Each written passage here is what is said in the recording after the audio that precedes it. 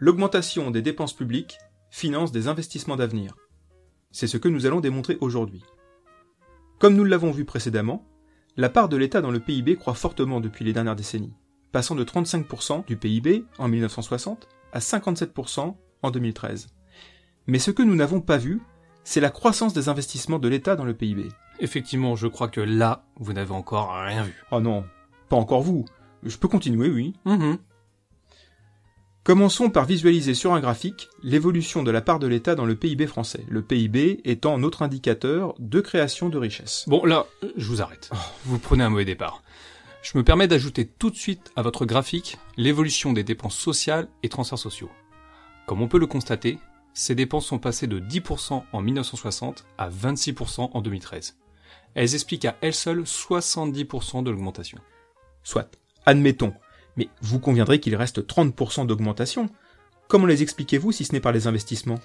Eh bien cette fois, je vous propose un tableau montrant l'évolution de l'emploi salarié dans la fonction publique entre 1998 et 2013 par catégorie. Comme vous pouvez le constater, l'effectif de la fonction publique territoriale a quasiment doublé.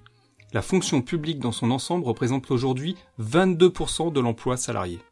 D'accord, mais l'État a transféré beaucoup de responsabilités aux collectivités territoriales. Certes, mais sans pour autant baisser ses effectifs, ce qui a eu pour effet d'augmenter la part de la dépense publique dans le PIB de 4% supplémentaires.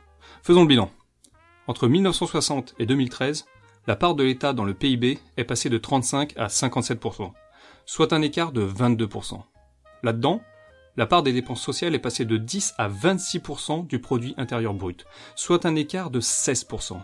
16% de 22%, cela explique 70% de l'augmentation de la part de l'État dans le PIB.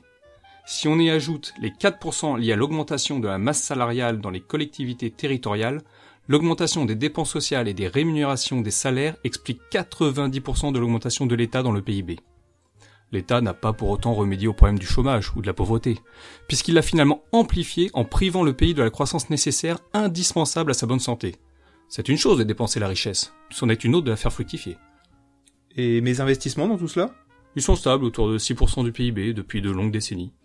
Vous êtes en train de nous démontrer que l'augmentation des dépenses publiques finance un vaste système de social-clientélisme ? Effectivement, dans l'idée, c'est ça. Donc l'augmentation des dépenses publiques... Alors celui-là, je vais pas arriver à le dire. Mais si, un peu de courage. L'augmentation des dépenses publiques finance un vaste système de social-clientélisme. Ce qu'il fallait démontrer. Vous vous rendez compte de ce que vous me faites dire ? La vérité, ça vous change un peu.